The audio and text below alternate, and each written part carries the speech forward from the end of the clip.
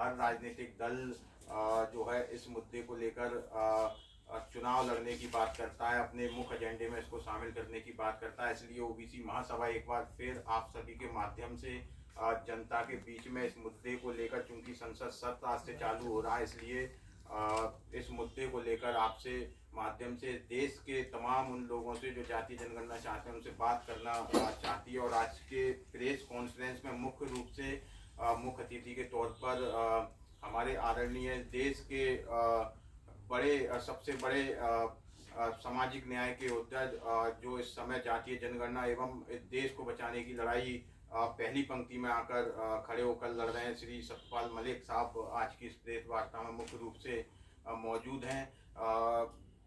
मैं चाहता हूं कि जो है हमारे इस प्रेस कॉन्फ्रेंस में जो हमारे ओबीसी महासभा के केंद्रीय पदाधिकारी हैं, मुख्य रूप से आदरणीय धर्मेंद्र सिंह कुशवाहा एडवोकेट साहब जो कि राष्ट्रीय कोर कमेटी सदस्य हैं, श्री महेंद्र सिंह लोधी साहब जो राष्ट्रीय कोर कमेटी सदस्य हैं, श्री वीर सिंह बघेल साहब जो दिल्ली प्रदेश के हमारे प्रदेश अध्यक्ष हैं, अस्मिता जी, हमारे सीताराम जी, तमाम हमारे शिव कुमार भैया। मैं ये चाहता हूँ कि निवेदन करना चाहता हूँ श्री महेंद्र सिंह लोधी साहब से और श्री धर्मेंद्र सिंह कुशवाहा साहब से कि वो सर्वप्रथम जो है मलिक साहब का इस प्रेस वार्ता में शॉल पहनाकर और बुके देकर स्वागत बंदन अभिनंदन करें।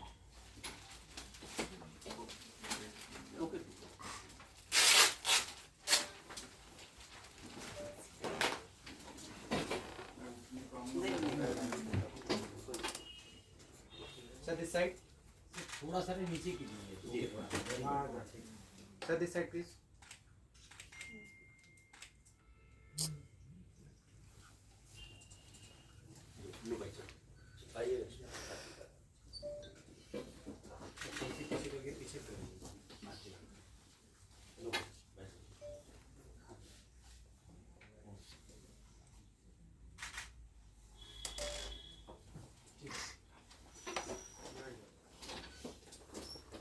धन्यवाद।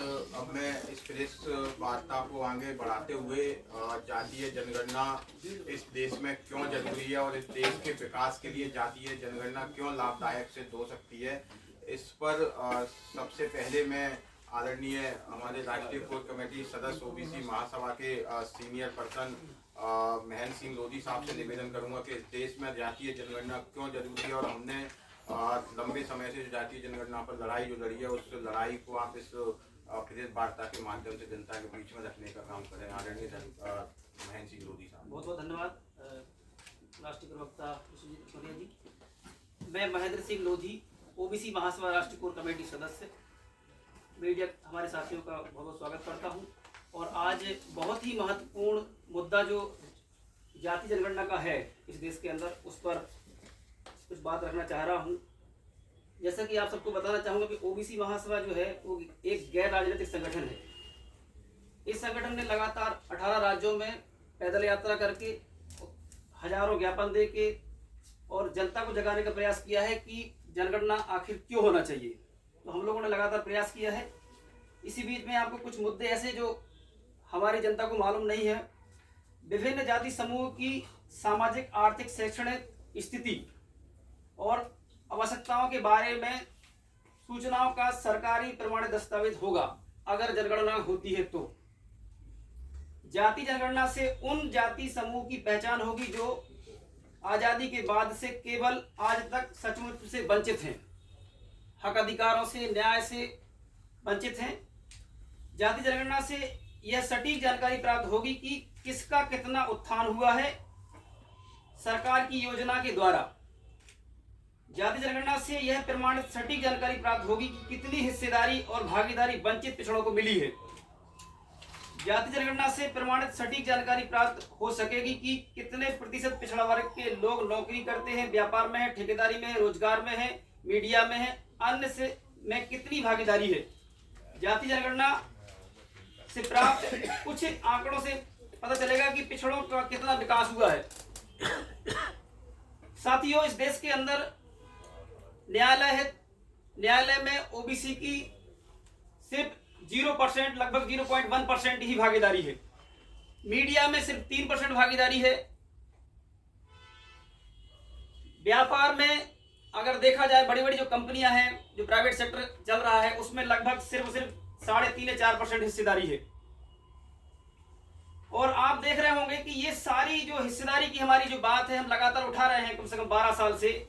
और इस मुद्दे को दबाने के लिए जो सरकार प्रेजेंट में है, आज शीतकालीन सत्र है, आप सब जानते होंगे कि लगातार वक्फ बोर्ड का मुद्दा उठाया जा रहा है। लेकिन सच्चाई ये है कि मुद्दा जाति जनगणना का उठना चाहिए था, जिससे कि पूरे भारतवर्ष में जो ओबीसी समाज रहता है, जैसा कि एससी और एसटी की संख्या के अनुपात में हिस्सेदारी मिलती है, क्योंकि उनकी जनगणना होती है, तो पिछड़ा वर्ग को भी आर्टिकल 340 मिला हुआ है, जिसमें आयोग बनाया जाए और उनको जनगणना करा के उनकी संख्या के अनुपात में हिस्सेदारी दी जाए।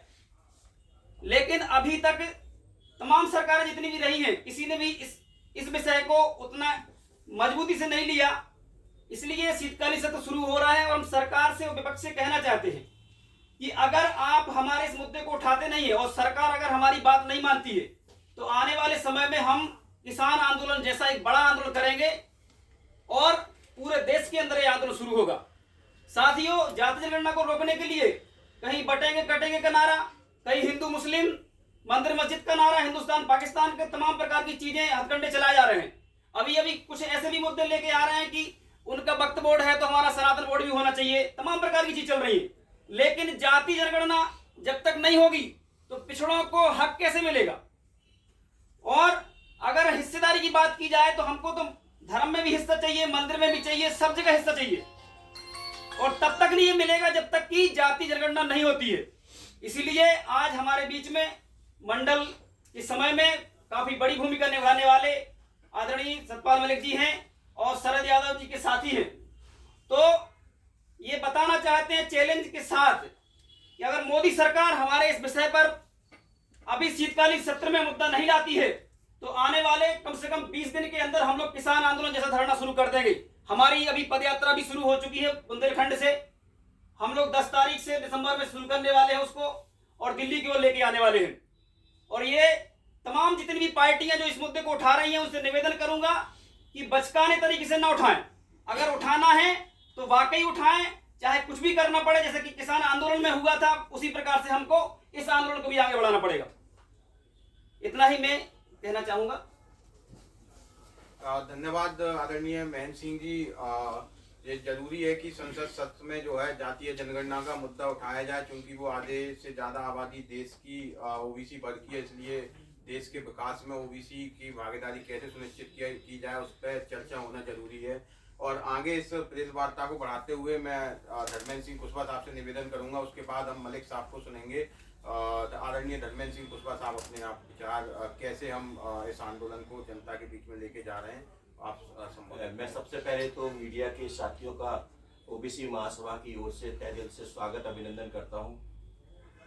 देश के अंदर जिस प्रकार से पूरे देश के अंदर देश मांगे जाति का जनगणना, उस मुद्दे को, एक ज्वलंत मुद्दे को जिस प्रकार से ओबीसी महासभा ने 18 प्रदेशों में इस आंदोलन को चलाया, बड़ा दुर्भाग्य की बात है कि आजादी के समय 1931 में जाति की जनगणना कराई गई। उसके बाद यूपीए सरकार ने 2010 में अपनी जनगणना एक पंचायती ग्रामीण विभाग के द्वारा कराई गई। कहीं ना कहीं, चाहे पूर्व की सरकार हो चाहे वर्तमान की सरकार हो, कहीं ना कहीं पिछड़े वर्ग की हिस्सेदारी को लेकर जिस प्रकार से आज जाति गणना को लेकर पूरे देश के अंदर एक माहौल क्रिएट किया जा रहा है, जहां जहां पूरे देश में जाति गणना के मुद्दे को उठाया जा रहा है, तो कहीं ना कहीं हमारे बीच में कहीं बीफ को लेके आ जाते हैं, कहीं हिंदू पाकिस्तान को लेके आ जाते हैं, कहीं हमारे लव जिहाद की तरह ले आते हैं। आज जो पूरे मीडिया के अंदर, आज पूरे मीडिया में जो चल रहा है, वो पूरी तरह से कहीं अडानी को और वक्फ बोर्ड को लेके आ गए। कहीं ना कहीं ये जो स्टेटमेंट दोनों दलों से दिखाई दे रहा है, ये हमारा मुद्दा पूरी तरह से माइंड को डाइवर्ट करने का पूरी तरह से किया जा रहा है। हम लगातार इस बात को पहले भी उठा चुके हैं कि देश के अंदर आधे से ज्यादा आबादी हमारी है, हर दूसरा आदमी ओबीसी है, लेकिन हमारी हिस्सेदारी सुनिश्चित क्यों नहीं है? हम ये नहीं कहते, हम सबकी चाहते हैं। इस देश के अंदर जब 140 करोड़ हमारा देश की आबादी है, हम चाहते हैं वो 140 करोड़ एक प्रत्येक व्यक्ति का जो हिस्सा है वो सामाजिक तौर पर मिले, आर्थिक रूप में मिले, राजनीतिक तौर पर मिले और शैक्षणिक रूप से मिले। हम ये चाहते हैं और ये लड़ाई हमारी ओबीसी महासभा की लगातार इस बात के लिए रही है। लेकिन क्या कारण है कि डिपार्टमेंटों में हमारी हिस्सेदारी नहीं है। हम लगातार, चाहे मैं पेशे से वकील हूं, मैंने खुद देखा कि न्यायालयों में हमारी हिस्सेदारी नहीं है, हमारे जज नहीं है, हमारे सुप्रीम कोर्ट में जज नहीं है, हमारे हाई कोर्ट में जज नहीं है। ये बड़ा दुर्भाग्य की बात है जब इस देश के अंदर हमारी आधे से ज्यादा आबादी होने के बाद आज हमारा कुछ नहीं है। ये कहीं ना कहीं हमारे साथ जितने भी जो दल है वो हमारे साथ छलावा किया। ये लगातार जिस टाइम पे मंडल लेके आए थे, मंडल का आंदोलन चला था, उस समय कमंडल लेके आ गए। आज पूरी तरह से हिंदू पाकिस्तान और मुस्लिम पाकिस्तान इस टाइप से जो किया जा रहा है, ये कहीं ना कहीं धोखा इस वर्ग के साथ हो रहा है। हम चाहते हैं कि इस देश के अंदर सामाजिक न्याय के तौर पर आज से संसद सत्र चल रहा है। हम उनसे कहना चाहते हैं, सरकार से कहना चाहते हैं और खासकर मैं ओबीसी महासभा की ओर से SC ST OBC और माइनॉरिटी के सांसदों से भी कहना चाहता हूं इस मीडिया के माध्यम से, यदि हमने आपको चुन के पहुंचाया है तो सामाजिक न्याय के तौर पर, वहां पे सामाजिक न्याय के तौर पर संसद में इस बात के लिए जो हमारे अधिकार खत्म होते जा रहे हैं, हम अधिकार के लिए लगातार इसको मांग सरकार से मांग रहे हैं, उस मांग को पूरी तरह से आप संसद के अंदर बैठ के इस काम को करिए। अन्यथा हमने पूरी तरह से ओबीसी महासभा की ओर से, हमारी कोर कमेटी की ओर से, सारे प्रदेश की ओर से हमने पूरी तरह से निर्णय ले लिया है। यदि इस सत्र के अंदर जातिगत जनगणना के मुद्दे को और सरकार जो अभी हाल ही में नोटिफिकेशन लेके आ रही है, मुझे लग ये रहा है कि देश में कोशिश अभी तक बहुत तरह के अन्याय इस समाज में चलते हैं। ये सबसे बड़ा अन्याय है जो ओबीसी समाज के साथ हो रहा है, लेकिन ये और बढ़ेगा अगर हम नहीं जगे, और जगेंगे नहीं हम आसानी से जब तक संघर्ष नहीं होगा। पिछले दिनों आपने देखा होगा कि जो चुनाव हुए, शरद पवार जैसा आदमी कह रहा है कि मेरी समझ में नहीं आया ये क्या हुआ है। हुआ कुछ नहीं, हुआ ये है कि जिन समाजों को लड़ाई लड़नी चाहिए थी अपने अधिकारों के लिए, उनको वही धर्म की घुट्टी पिला के, एक हैं तो श्रेष्ठ हैं, एक हैं तो सुरक्षित हैं, एक हैं तो एक क्या है, किन के साथ एक, जिनको माल मिला हुआ है, जगह मिली हुई है, सम्मान मिली हुई है, उनके साथ अगर वो भी एक हो जाएंगे जिनके पास कुछ नहीं है, तो उनका तो बड़ा आनंद आ जाएगा। और वही हुआ है। ये चुनाव कुछ नहीं थे, सिर्फ यही थे कि वो अफीम एक बार दोबारा दी गई पूरे समाज को और इकट्ठा पोलराइजेशन कर लिया जातियों का, और वो उनके काम आ गया जिनके काम सदैव से आता रहा। ये जागने का समय है, अपने मुद्दों को समझने का समय है, क्योंकि ये जो अन्याय है ये सदियों तक चलता रहेगा अगर हमारी पीढ़ी ने इस लड़ाई को निर्णायक तरीके से नहीं लड़ा। मेरे पास आंकड़े हैं लेकिन बहुत समय लग जाएगा बताते हैं। इसमें जितने राष्ट्रपति सचिवालय से लेके और शंकराचार्य जी तक जितनी महत्वपूर्ण पद हैं, उन सब में ओबीसी की हिस्सेदारी बताई गई है। कहीं 0% है, कहीं 1% है, कहीं 2% है, ज़्यादातर में 0%। तो ऐसा किसी समाज में हो और वो समाज चलता रहे तो या तो मृत समाज होगा और उसमें प्रोग्रेस की कोई गुंजाइश ही नहीं होगी। तो मैं एक तो ये कहना चाहता हूँ, ओबीसी के नेता लोग हैं, अब हम तो पुरानी पीढ़ी में आ गए, कि इन लोगों को ये लड़ाई लड़नी चाहिए और जीदारी के साथ लड़नी चाहिए। पार्लियामेंट में भी जो हमारे लोग हैं उन पर दबाव डालना चाहिए कि वो इस मुद्दे को आगे लेके आए। हालांकि बात जगह जगह से उठाई जा रही है जाति जनगणना की, लेकिन इसको मुद्दा बना के इस पे लड़ना चाहिए। और अगर ना माना जाए तो दिल्ली के स्तर पे किसान आंदोलन जैसा एक बड़ा आंदोलन ओबीसी समाज का हो और उसमें सब हम लोग रहेंगे और सरकार पे दबाव डाला जाए कि जातिगत जनगणना कराई जाए।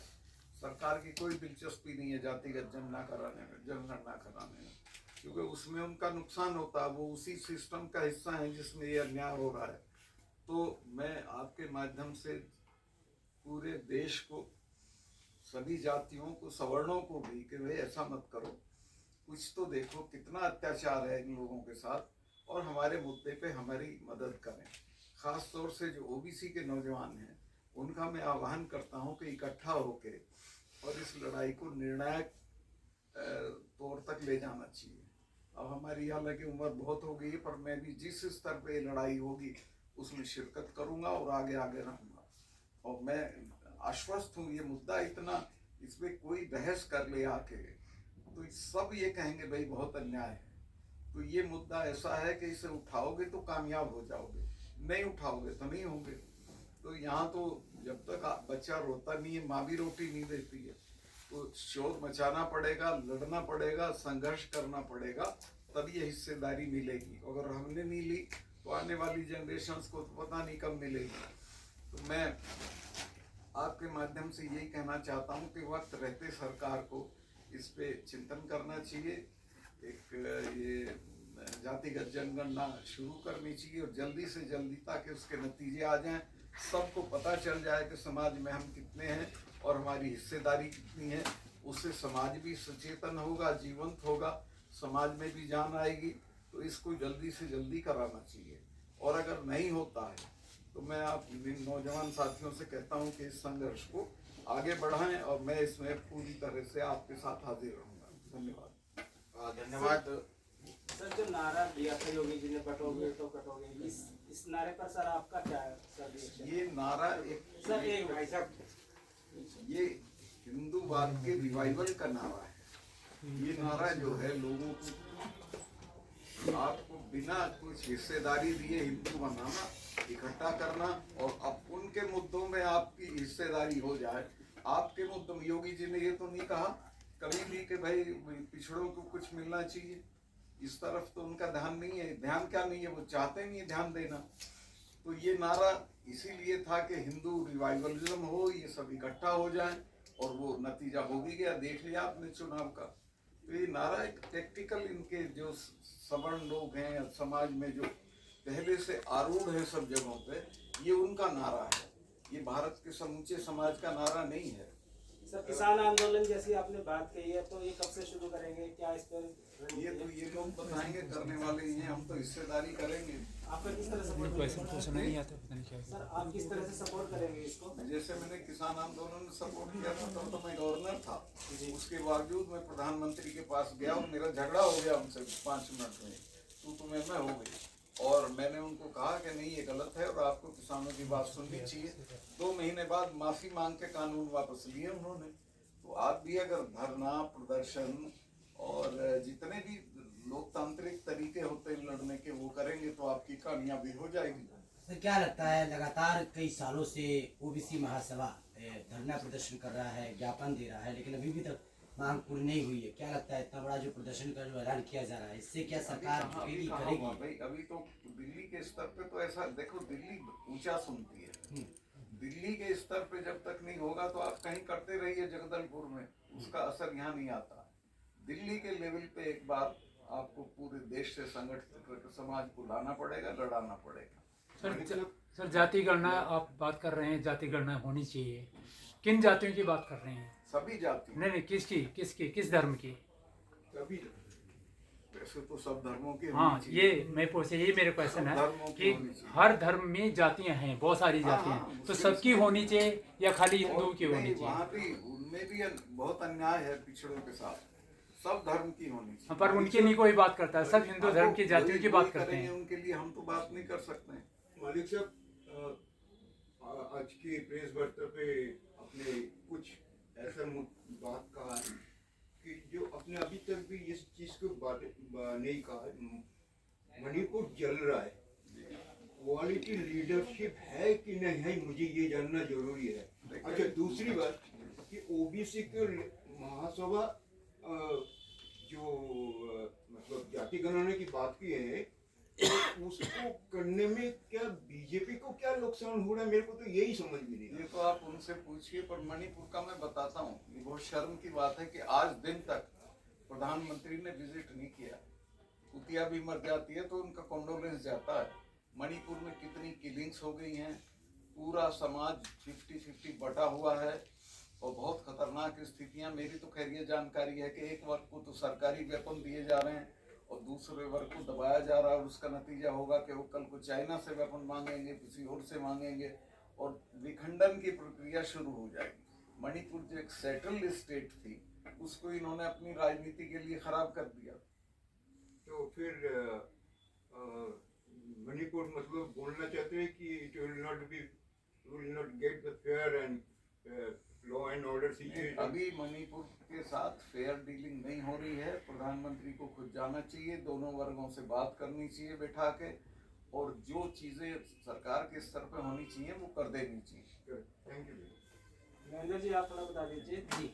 ये जो आंदोलन आप करने वाले हैं इसकी क्या रूपरेखा रहेगी, कहाँ से शुरू करेंगे, दिल्ली में कब तक पहुंचेंगे, इसके बारे में थोड़ा बताइए। नोटिफिकेशन अगर जनगणना का होता है, जाति जनगणना का नहीं होता है, तो जनवरी के फर्स्ट वीक में हम सभी राज्यों से अभी हम लोग लगातार मीटिंग कर रहे हैं, और तभी जाके हम एक बहुत बड़े जो मंडल के मसीहा हैं सत्पाल मलिक जी को लेके आए हैं, क्योंकि हमारी तैयारी है। अब हम चाहते हैं कि जनगणना हो। विपक्ष भी जिस तरीके से उठाता हमारे से वोट लेने के लिए, अगर वाकई कराना है, राहुल गांधी जी को से अगर हम लोग मिले थे, आप धर्मेंद्र भी, ये सब 7 लोग मिले थे, टीम हमारी 3 बार मिली, तब जाके उनने वो मुद्दा पकड़ा और हम धन्यवाद देते उनको कि उन्होंने लगातार उठाया। बराबर बोल रहे। लेकिन सिर्फ उठाने से भर नहीं चलेगा, आप उसके लिए हमारा साथ दें। कांग्रेस वाले हों चाहे अन्य पार्टी, जितनी भी पार्टियां हैं, अगर वाकई वो हमारे पक्ष में हैं तो हम जनवरी के फर्स्ट वीक में दिल्ली में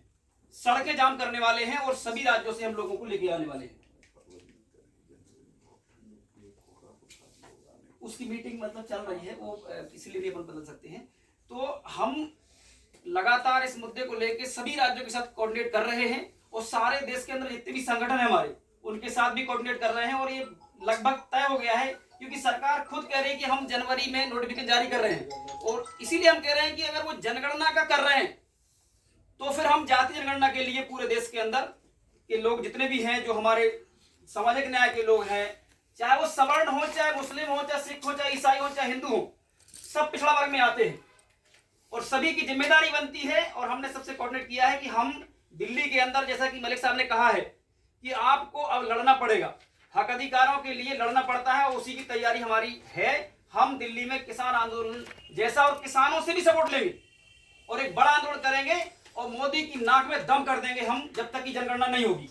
अस्मिता जी, आप भी एक महिला हैं, क्या कुछ कहेंगी? आप भी ओबीसी महासभा में ज्वाइन हैं, क्या कुछ कहेंगी, क्या कहना चाहेंगी इस उसको लेकर, जातिगत जनगणना को लेकर? जी, क्या कुछ कहेंगी? देखिए, जातिगत जनगणना देश में होनी चाहिए, और ये एक बहुत बड़ा मुद्दा है जो कि एक नीति निर्माण में, एक अच्छी राज्य व्यवस्था में, और सबको अच्छे से अपने हक अधिकार मिल सके, एक अच्छे बजट के लिए जो है, इसलिए ज़रूरी होता है।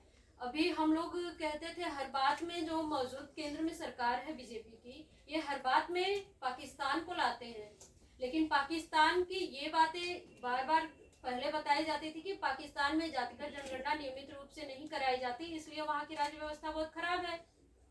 हर चीज में तो आप पाकिस्तान को नीचे गिराते हो, इसमें भी देख रहे थे, लेकिन जब इसमें वहाँ पे पता चला कि राज्य व्यवस्था वहाँ की खराब है, और 2011 में जो आंकड़े आए उसमें कुछ आंकड़े गुप्त रखे थे, अभी भी वो आंकड़े उजागर नहीं हुए हैं। तो मैं तो एक ये भी मांग करती हूँ कि 2011 के जो आंकड़े वो पूर्ण रूप से उसको उजागर किया जाए, उसको पब्लिश किया जाए।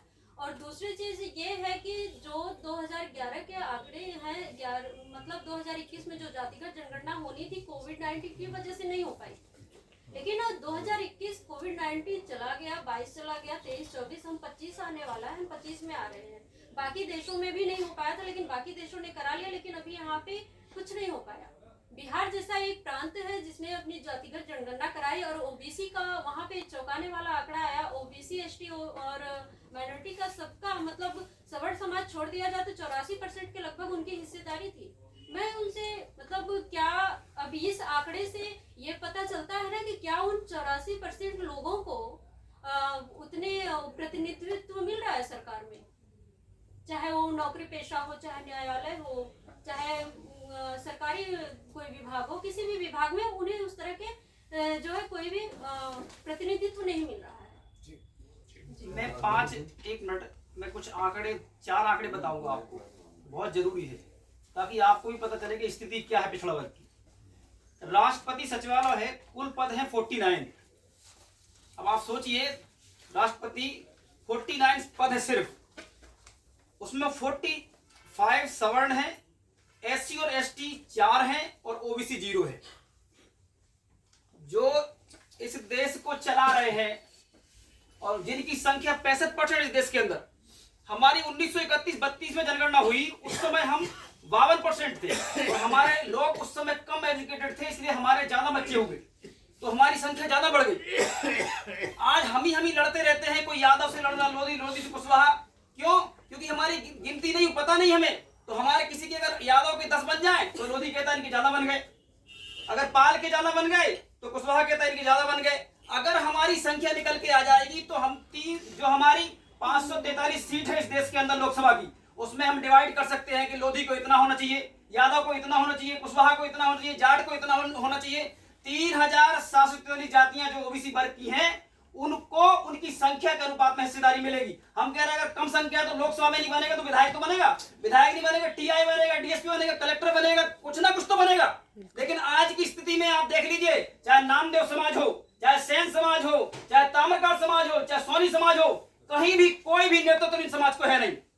और इसका कारण है कि जाति जनगणना नहीं है और इसीलिए बीजेपी नहीं करा रही है।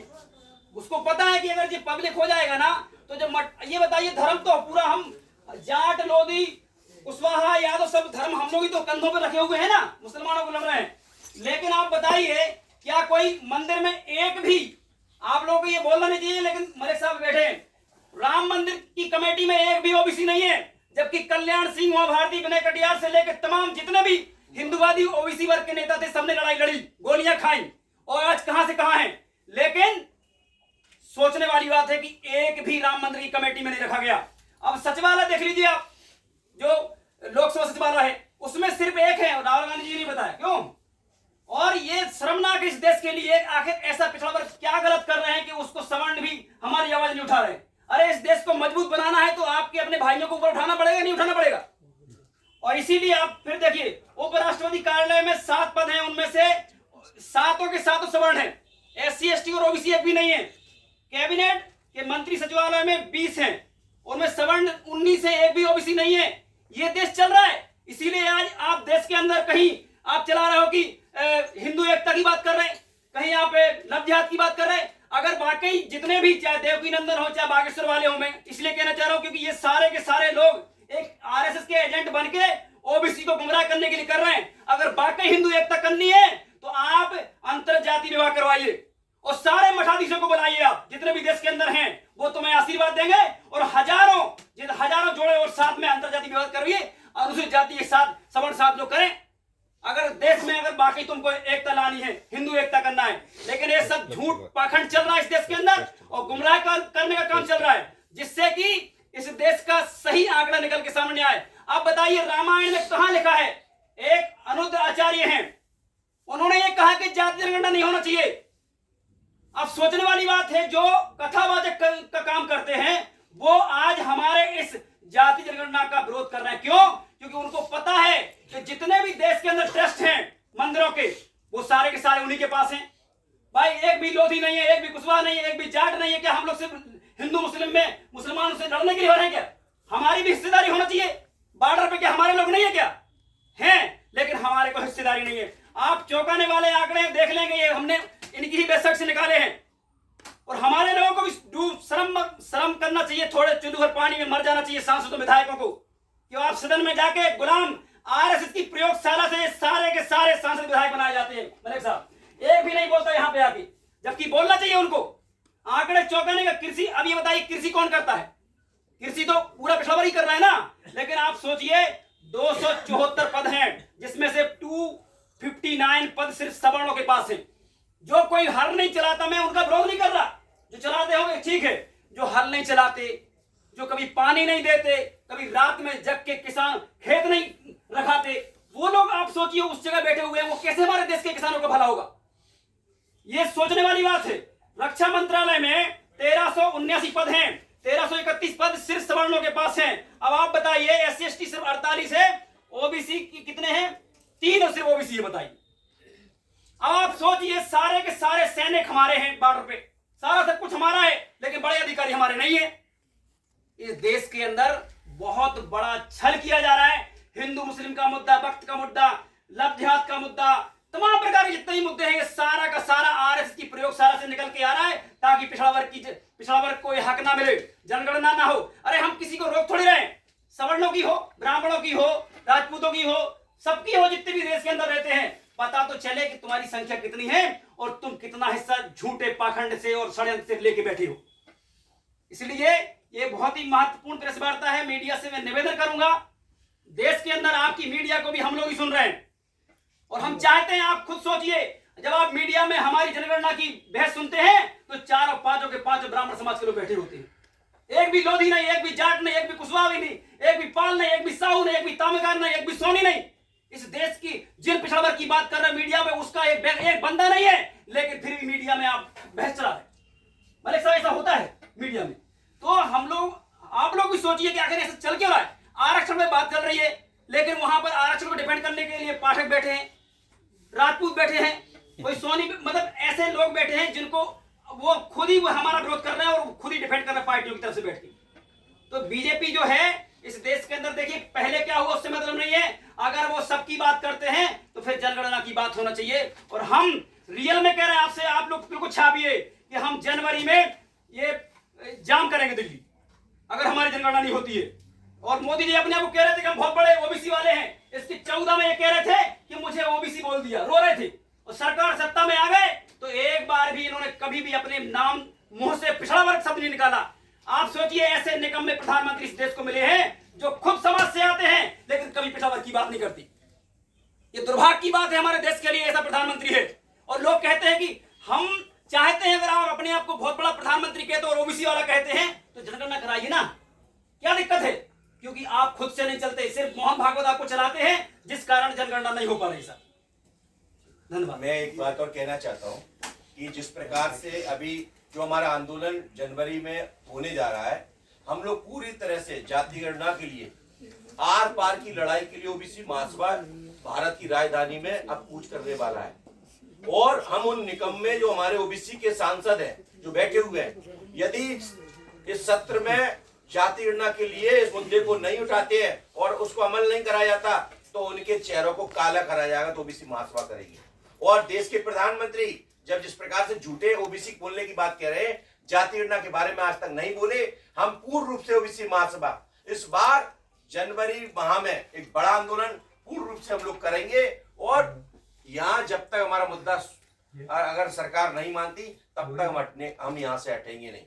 इतना ही हमारा कहना है। धन्यवाद। अगर आप आपके और प्रश्न है मलिक साहब से या किसी और से, आपने एक प्रश्न पूछा था वो जो नारे के बारे में, योगी जी के, वो जो एक है तो सेफ है, किससे सेफ है, कौन सेफ है? वही सेफ है 2-4% जो ऊपर है, बाकी तो वैसे ही है जैसे नहीं है। तो दूसरे मैं आपसे बताना चाहता हूँ, बहुत खतरनाक चीजें समाज में हमारे हो रही है जो आप तक नहीं पहुँचती। हरियाणा के पूरे चुनाव में इन लोगों ने जाट बनाम ऑल, जाट एक तरफ और 35 कम्युनिटी एक तरफ करके चुनाव लड़ा। तो उससे जाटों में एक अलगाव की फीलिंग आई, फिर वो अब भी चलाया जा रहा। और मैं बता रहा हूँ, वार्न कर रहा हूँ मैं इन लोगों को कि अगर इन्होंने ये रवैया नहीं छोड़ा जाट बनाम अदर्स, तो जाटों क्या, वो तो सिखों की तरफ सरक जाएंगे। उनका भाईचारा है, अभी भी रिश्तेदारियां होती हैं, और फिर ये कहेंगे हम मारे गए।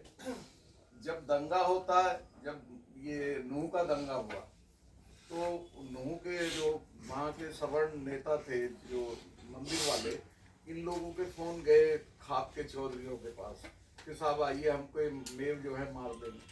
उन्होंने कहा भाई हमारी लड़ाई नहीं है, तुम लड़ो। हमारे तो चौधरी छोटू राम को तुम छोटू खां बोलते थे, और इन्होंने मेवों ने हमारे छोटू राम जी को रहबर आजम की उपाधि दी थी बुला के, हम तो इनके साथ हैं।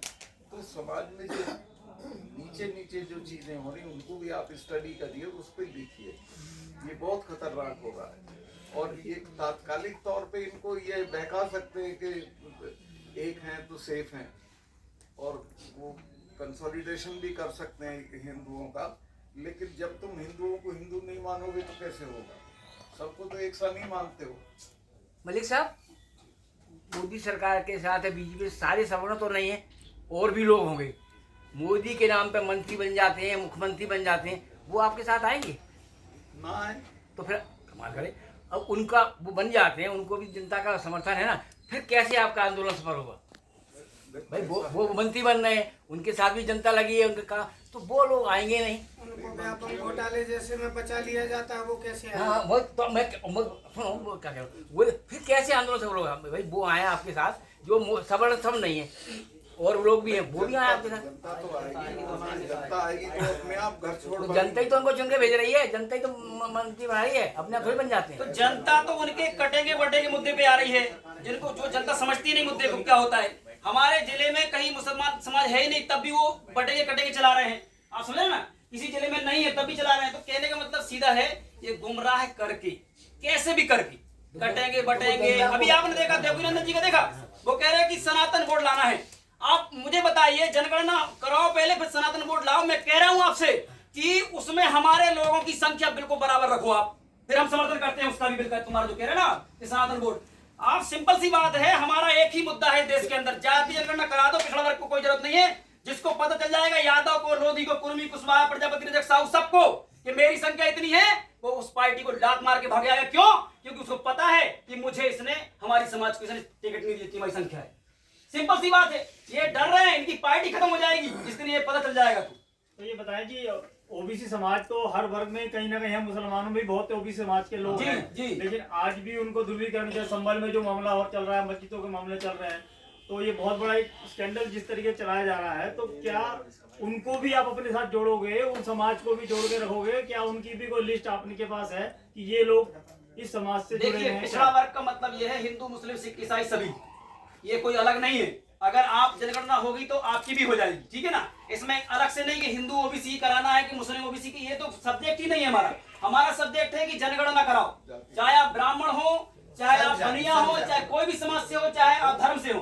देखिए, अभी अगर आपको आरक्षण मिलेगा तो क्या मुस्लिम को नहीं मिलेगा? क्या मिलेगा कि नहीं मिलेगा? सिख को ही मिलेगा, जाट को ही, सबको मिलेगा। सिंपल सी बात है, लड़ाई पूरी खत्म हो जाएगी। इस देश के अंदर जो अलग अलग जातियों के जो आंदोलन चल रहा है ना, वो भी खत्म हो जाएंगे। उसको अगर पल चल जाए बता के मेरा डाटा ये है, हमने पूरी तरह से ओबीसी महासभा की ओर से, हमारी कोर कमेटी की ओर से, सारे प्रदेश की ओर से हमने पूरी तरह से निर्णय ले लिया है। यदि इस सत्र के अंदर जातिगत जनगणना के मुद्दे को, और सरकार जो अभी हाल ही में नोटिफिकेशन लेके आ रही है, हम उनसे इस मीडिया के माध्यम से आप लोगों को बताना चाहते हैं, यदि ये जो नोटिफिकेशन में जाति गणना नहीं कराई जाती तो पूरे देश के अंदर एक बड़ा किसान आंदोलन से बड़ा आंदोलन होगा। और दूसरी बात ये भी कहना चाहते हैं, जो हमारे पिछड़े वर्ग के सांसद बैठे हुए हैं और हमारे SC ST OBC के सांसद बैठे हुए हैं राज्यसभा और लोकसभा में, यदि इस काम को इस सत्र के अंदर नहीं कराया जाता तो OBC महासभा हर जगह पर जहां जहां उनका निवास रहते वहां पे आंदोलन करेगी और उनका बहिष्कार करेगी।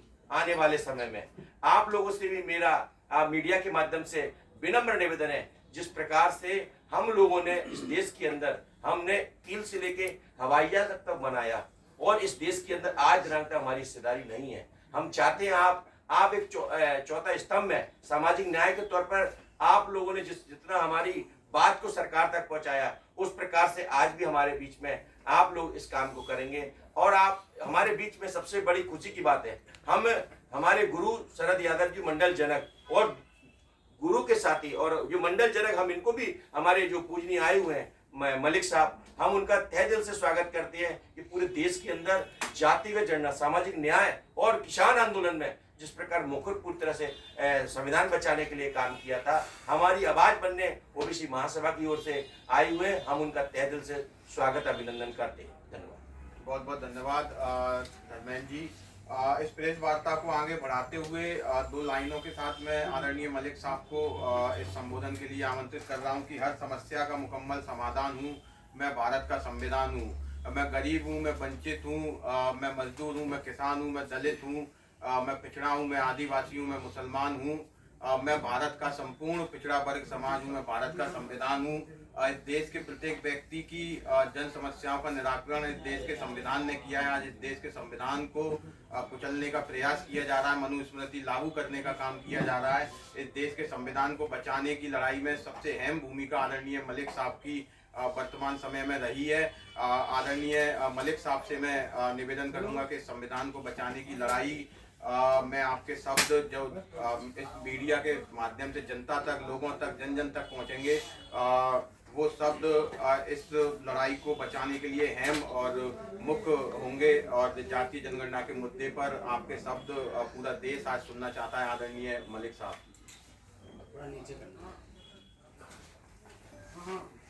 ओबीसी महासभा के भाई थोड़ा बात मत करो यार, नेट लगा दे वाला। पदाधिकारीगण और पत्रकार मित्रों, ये जो आज का मुद्दा है, ये खास तौर से जो देश में परिस्थिति है उसमें